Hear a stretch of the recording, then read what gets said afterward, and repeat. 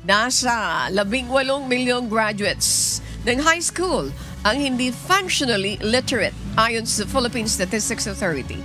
Ayon kay PSA Assistant National Statistician Adrian Zerezo, ang kahulugan ng functional literate ay isang individual na marunong magbasa, magsulat, mag-compute at umunawa.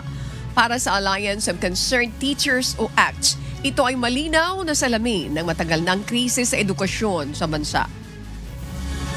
Well, dalawang bagay ang hinahamon natin ng gobyerno. No? Una, yung pagtataas ng budget sa education para marisolbahan yung mga kakulangan, sasapin ng kulang ng teacher, kulang ng classroom, kulang ng materials.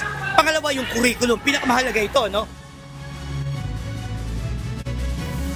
Ngunit sa gitna ng mga batikos, tiniyak na Education Secretary Sonny Angara na ginagawa ng Department of Education ang lahat ng hakbang upang mapalawak ang literacy programs sa bansa.